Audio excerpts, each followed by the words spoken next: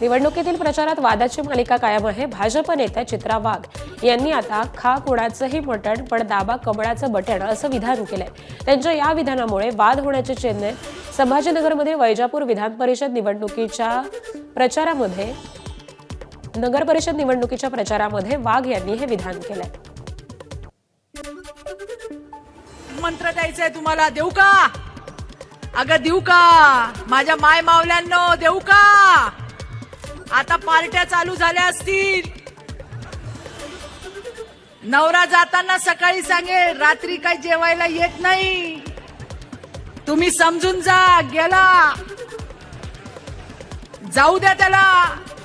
आल्यावर एक मंत्र म्हणायचंय, खा कुणाचं पण मटण पण दाब कमळाचं बटन। भाजपला सोडलं की काय अवस्था होते बघा, असा टोला मंत्री गिरीश महाजनांनी एकनाथ खडसेंना लगावलाय। खडसे एकेकाळी 12 खात्यांचे मंत्री होते, मुख्यमंत्री पदाचे दावेदार होते, मात्र आज ते भरकटल्यासारखे करत असल्याचं वक्तव्य हे मंत्री गिरीश महाजनांनी केलेलं आहे। अमरावतीमध्ये भाजपच्या वतीनं भव्य मोटारसायकल रॅली काढण्यात आली आहे। नवनीत राणा, भाजप आमदार प्रवीण तायडेंसह इतरही अनेक नेते रॅलीमध्ये सहभागी झाले। अचलपूर नगरपालिका आणि परतवाडा पर्यंत ही महारॅली काढण्यात आली। भाजपचे नगराध्यक्ष पदाचे उमेदवार रुपाली माथरे आणि भाजपच्या सर्व प्रभागातील उमेदवारांच्या प्रचारासाठी ही महारॅली काढण्यात आली होती। साताऱ्याच्या पाटण तालुक्यातील भाजपच्या पाटणकर गटातील 100 कार्यकर्त्यांनी शिंदेंच्या शिवसेनेमध्ये प्रवेश केलाय।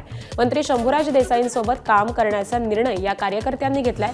स्थानिक स्वराज्य संस्थेच्या निवडणुकीच्या तोंडावरती कार्यकर्त्यांनी प्रवेश केल्याचं शंभूराज देसाईंनी म्हटलंय। कोल्हापूरच्या जयसिंगपूरच्या नगराध्यक्ष पदाचे उमेदवार सुदर्शन कदम यांच्याकडून 2 लाख रुपये जप्त करण्यात आले होते, मात्र निवडणूक आयोगानं जप्त केलेली रक्कम संध्याकाळी परत केली आहे। लोकांनी वर्गणी काढून मतदानासाठी केलेली रक्कम ही जप्त केल्याचा दावा सुदर्शन कदम यांनी केला होता। यानंतर निवडणूक आयोगानं ही रक्कम परत केली आहे। प्रचाराला अवघा 1 दिवस शिल्लक असताना परभणीमध्ये सर्वच पक्षांच्या उमेदवारांकडून रात्री उशिरापर्यंत प्रचार करण्यात येत असल्याचं चित्र आहे। कॉर्नर सभा आणि बैठकांच्या माध्यमामधून उमेदवार हे मतदानापर्यंत पोहोचण्याचा प्रयत्न करतात, त्यामुळे परभणीतील सर्वपक्षीय नेते हे प्रचारात गुंतल्याचं पाहायला मिळालं। मुख्यमंत्री देवेंद्र फडणवीस आज अहिल्यानगर दौऱ्यावरती असून जामखेडमध्ये त्यांची सभा होणार आहे। मात्र मुख्यमंत्र्यांच्या या सभेवरून शरद पवारांच्या राष्ट्रवादीचे आमदार रोहित पवारांनी निशाणा साधलाय। आज जामखेडमध्ये सभा घेता यावी यासाठी भाजपनंच निवडणूक आयोगामार्फत प्रचाराची मुदत वाढवली, अशी टीकाही रोहित पवारांनी केली आहे। नागपूरच्या काटोलमध्ये भाजपचा लाव रे तो व्हिडिओच्या माध्यमातून प्रचार। सलील देशमुखांनी आपल्याच उमेदवारांवरती टीका केलेला व्हिडिओ भाजपनं दाखवला।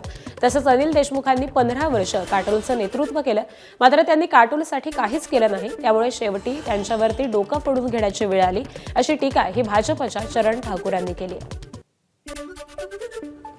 रायगडच्या उरण नगर परिषदेच्या निवडणुकीमध्ये पैशांचा गैरवापर होत असल्याचा आरोप शरद पवारांच्या राष्ट्रवादीनं केलाय।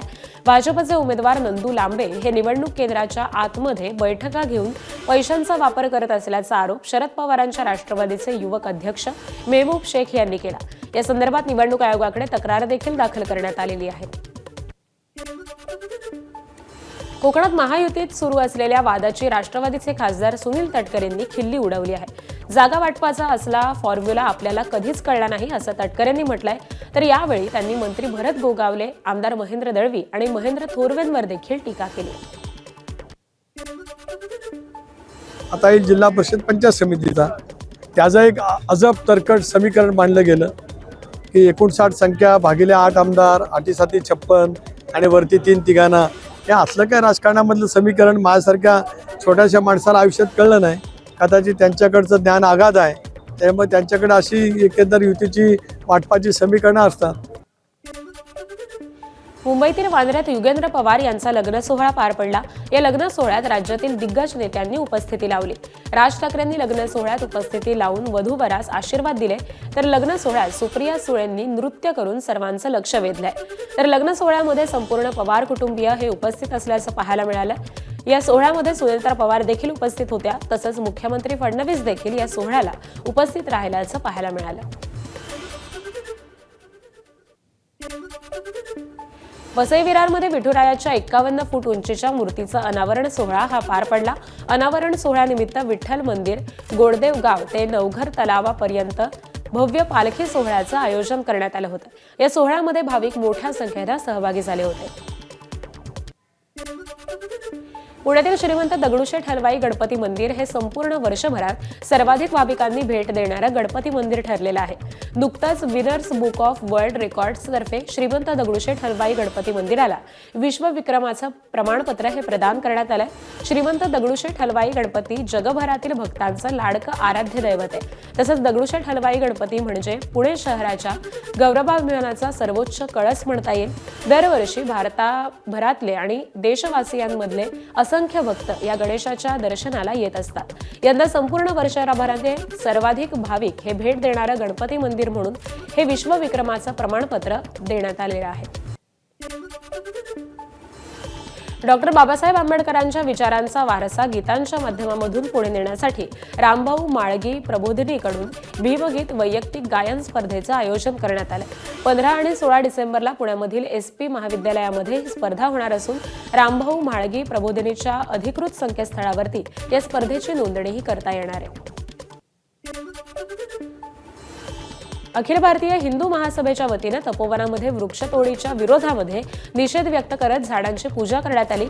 हिंदू महासभेच्या पदाधिकाऱ्यांकडून झाडांची पूजा करत हनुमान चालीसाही पठण करण्यात आलं. हनुमान चालीसा म्हणत हिंदू महासभेच्या पदाधिकाऱ्यांकडून आंदोलन देखील करण्यात आलं. नाशिकच्या मालेगावमधील डोंगराळे इथं चिमुकलीवरती अत्याचार आणि हत्येप्रकरणी ग्रामस्थ आक्रमक झाले. न्यायाच्या मागणीसाठी ग्रामस्थांनी उपोषण सुरू केलंय. आज या उपोषणाचा दुसरा दिवस आहे. काही आंदोलनकर्त्यांची प्रकृती ही बिघडल्यानं आरोग्य विभागाकडून सतत तपासणी सुरू असून आरोग्य यंत्रणा त्याबरोबरच पोलीस दल परिस्थितीवरती नियंत्रण ठेवून आरोपीला फाशीची शिक्षा होत नाही तोपर्यंत उपोषण करणार असल्याचं ग्रामस्थांनी म्हटलंय. तर अशा पद्धतीच्या घटनांना आळा घालण्यासाठी शक्ती कायदा आणण्याचीही मागणी होती. मालेगावात डोंगराळे गावामध्ये चिमुकलीवरती झालेल्या अत्याचाराच्या निषेधार्थ जालन्यामध्ये सकल हिंदू समाज आणि सोनार समाजाच्या वतीनं मूक मोर्चा काढण्यात आला. महिला आणि मुलींना संरक्षण द्या तसंच डोंगराळे गावामध्ये चिमुकलीवरती अत्याचार करणाऱ्या नराधमाला फाशीची शिक्षा द्या यासह इतर मागण्यांसाठी हा मोर्चा काढण्यात आला. यावेळी प्रशासनाला आपल्या मागण्यांचं निवेदन देखील देण्यात आलं. सर्वोच्च न्यायालयाच्या आदेशाचा ठाणे पालिकेकडून अवमान झाल्याचा आरोप होतोय. सर्वोच्च न्यायालयानं भटक्या श्वानांसाठी शेल्टर उभारणं, दवाखाना उपलब्ध करणं आणि वाढती संख्या नियंत्रणात ठेवण्यासाठी निर्विजीकरण नियमितपणे करण्याचे स्पष्ट निर्देश हे स्थानिक स्वराज्य संस्थांना दिलेले आहेत. मात्र ठाणे महानगरपालिकेकडून अद्याप या आदेशांची प्रभावी अंमलबजावणी झालेली नसल्याचा आरोप हा करण्यात आला. सध्या ठाणे पालिकेकडे भटक्या श्वानांसाठी एकही शेल्टर उपलब्ध नाही. तसंच गेल्या वर्षभरापासून श्वानांचं निर्विजीकरण पूर्णपणे ठप्प आहे असं राष्ट्रवादी काँग्रेस शरदचंद्र पवार पक्षाचे जिल्हाध्यक्ष मनोज प्रधान यांनी सांगितलंय. या संदर्भामध्ये श्वानप्रेमी नागरिक एकवटलेले असून पालिकेनं तात्काळ पावलं उचलण्याची त्यांनी मागणी केली आहे. सुप्रीम कोर्टच्या ऑर्डर संदर्भात तर त्याच्यात असं आहे की आपल्या ठाणे शहरामध्ये स्ट्रे डॉग्ससाठी एकतरी शेल्टर आहे का? तर माझ्या मते काही शेल्टर नाहीये. क्लिनिक्स आहेत का? वेटरनरी क्लिनिक्स आहेत का? तर महानगरपालिकेच्या इतकं हजारो कोटीचं बजेट असताना कुत्र्या मांजरींवर तर त्यांचं लक्षच नाहीये. पंतप्रधान नरेंद्र मोदी आणि मुख्यमंत्री योगी आदित्यनाथ यांना शिवीगाळ करणाऱ्या व्यक्तीला अटक करण्यात आली आहे. मुंबईच्या साकीनाकामध्ये गाडी पार्क करण्यावरून 2 गटांमध्ये शिवीगाळ आणि राडा झाला. यावेळी आरोपीनं चक्क पंतप्रधान नरेंद्र मोदी आणि योगी आदित्यनाथ यांना शिवीगाळ केली होती. शिवीगाळ केल्याचा ऑडिओ हा व्हायरल झाल्यानंतर साकीनाका पोलिसांनी शिवीगाळ करणाऱ्या व्यक्तीला अटक केली आहे. आरोपीला अंधेरी कोर्टामध्ये हजर केलेलं असता 3 दिवसांची पोलीस कोठडीही सुनावण्यात आली आहे. तेलंगणातून जळगावच्या दिशेनं निघालेल्या पद्मसिंह आणि नम्रता पाटील या दाम्पत्याच्या कारला बुलढाणा जिल्ह्यातील राष्ट्रीय महामार्गावरती विहिरीत पडून भीषण अपघात झाला होता. या कारचा अपघाताचा CCTV हा ABP माझाच्या हाती लागलाय. या अपघातामध्ये पाटील दाम्पत्याचा मृत्यू झालाय. नांदेडमध्ये घडलेल्या ऑनर किलिंगच्या घटनेनं राज्यामध्ये एकच खळबळ उडाली आहे. प्रेमाला विरोध असल्यानं मुलीचा भाऊ आणि वडिलांनी तिच्या प्रियकराची हत्या केली. प्रियकराच्या अंत्यविधीवेळी मुलीनं प्रियकराच्या मृतदेहाशी लग्न केलं आणि सगळ्यांनाच धक्का बसला.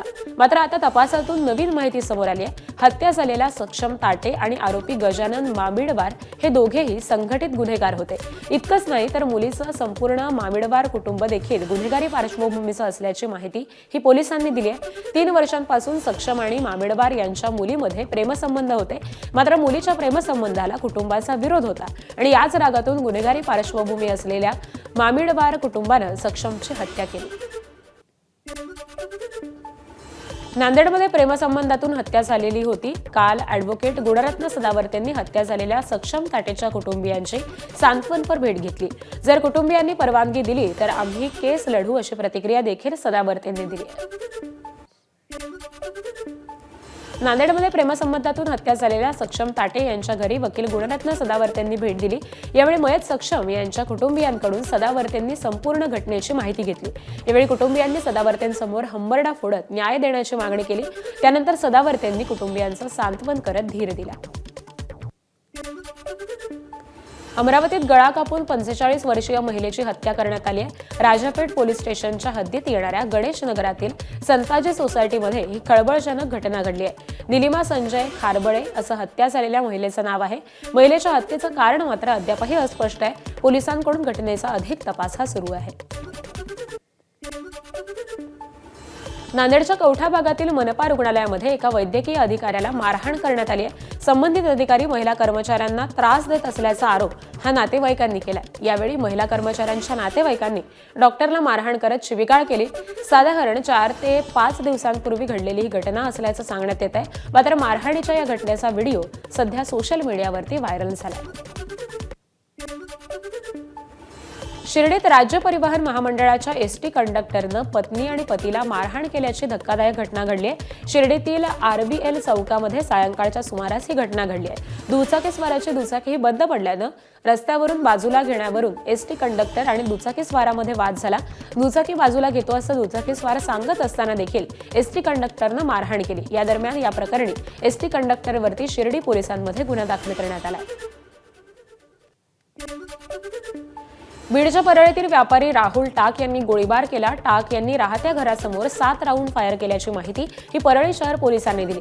यात कुणीही जखमी नसल्याची माहिती पोलिसांनी दिली आहे. दरम्यान टाक यांच्या घरातून गोळ्यांच्या रिकाम्या केस आढळल्या. तर या प्रकरणी परळी शहर पोलीस ठाण्यामध्ये गुन्हा दाखल करण्यात आलेला असून आरोपी फरार असल्याची माहिती पोलिसांनी दिली आहे. मुंबईच्या जोगेश्वरी पूर्वेतील मेघवाडी पोलीस स्टेशनच्या शेजारी सुरू असलेल्या बांधकाम इमारतीच्या 18व्या मजल्यावरून कामगार हा खाली पडल्याची घटना घडली आहे. या अपघातामध्ये 47 वर्षीय कामगाराचा मृत्यू झालाय. मृत्यूच्या ठिकाणी fall protection, safety nets, helmet किंवा कोणतीही सुरक्षा उपकरणं नसल्याचं प्राथमिक तपासामध्ये समोर आलंय. या प्रकरणी गुन्हा दाखल करण्यात आलेला असून पोलिसांकडून अधिक तपास सुरू आहे. पुणे शहरातील कल्याणी नगर परिसरामध्ये असणाऱ्या टोयोटा रेस्टॉरंटच्या पार्किंगमध्ये भीषण अपघात घडलाय. एका मद्यधुंद चालकानं त्याच्या 4चाकी वाहनानं याच रेस्टॉरंटच्या व्हॅले पार्किंग असिस्टंटच्या अंगावरती गाडी घातली आहे. यामध्ये सत्येंद्र मंडल या पार्किंग असिस्टंटचा मृत्यू झालेला आहे. येरवडा पोलिसांनी चालकाला ताब्यात घेतलेला असून तो दारूच्या नशेत असल्याची माहिती समोर येते. सांगली जिल्ह्यातून किल्ले रायगडच्या दिशेनं जाणारी मिनी बस ही उलटलेली आहे. विद्यार्थ्यांना सहलीला घेऊन जाताना नांदगाव बुद्रुक इथं मिनी बस उलटली. अपघातामध्ये एकूण 6 जण जखमी झालेले आहेत. यामध्ये 4 विद्यार्थिनी आणि 1 शिक्षक त्याबरोबरच बस चालकाचा समावेश आहे. सर्व जखमींवरती महाडच्या ग्रामीण रुग्णालयात उपचार सुरू आहेत. पुण्याच्या शिरूर तालुक्यातील पिंपरी दुमाला इथल्या जिल्हा परिषद प्राथमिक शाळेत बिबट्या शिरल्यानं एकच खळबळ उडाली होती. पहाटे रहिवाशांना शाळेच्या छतावरती हालचाल जाणवली. पाहणी केल्यानंतर छतावरती बिबट्या असल्याचं समोर आलं. या घटनेचं सीसीटीव्ही फुटेज हे समोर आलंय. शाळेमध्ये बिबट्या शिरल्यामुळे परिसरात नागरिकांमध्ये भीतीचं वातावरण पसरलंय. वनविभागानं तात्काळ बिबट्याला जेरबंद करावं अशी मागणी स्थानिकांनी केली. छत्रपती संभाजीनगरच्या पैठण तालुक्यातील तुळजापूर नवगाव गावामध्ये शॉर्ट सर्किटमुळे आग लागली. आगीमध्ये 100 एकर ऊस हा जळून खाक झालाय. यामुळे शेतकऱ्यांचं नुकसान झालंय. संसदेच्या 3 आठवड्यांच्या हिवाळी अधिवेशनाला उद्यापासून सुरुवात होणार आहे. अणु ऊर्जा, राष्ट्रीय सुरक्षा, कॉर्पोरेट लॉसह विविध विधेयकं या अधिवेशनामध्ये सादर होण्याची शक्यता आहे.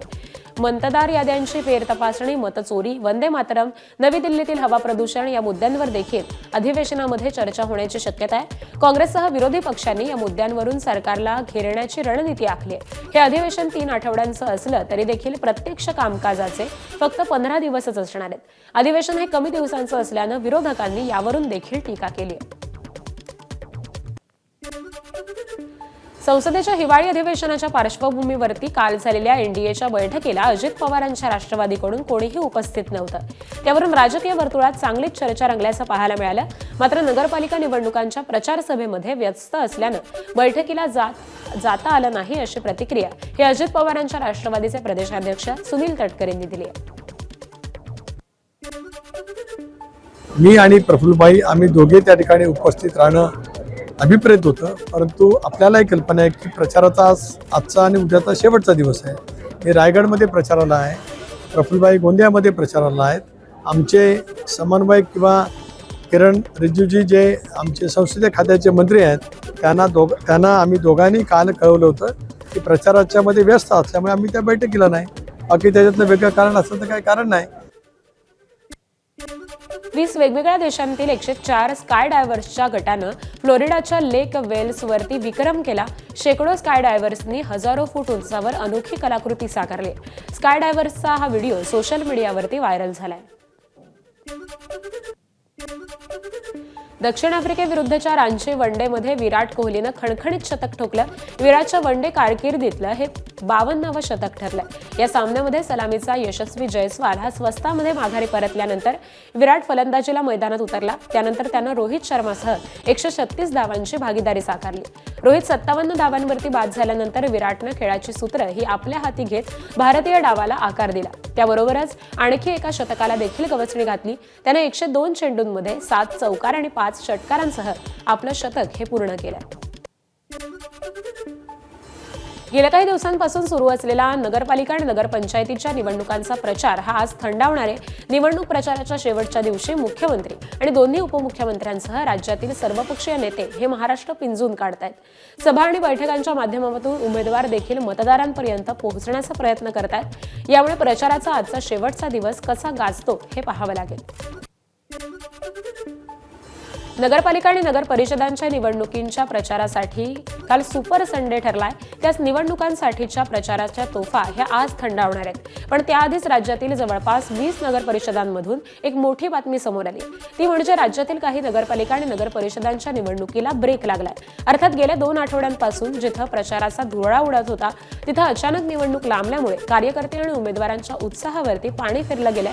जिथे जिथे निवडणूक पुढे ढकलली तिथल्या निवडणुकीचा कार्यक्रम हा देखील जाहीर झालाय.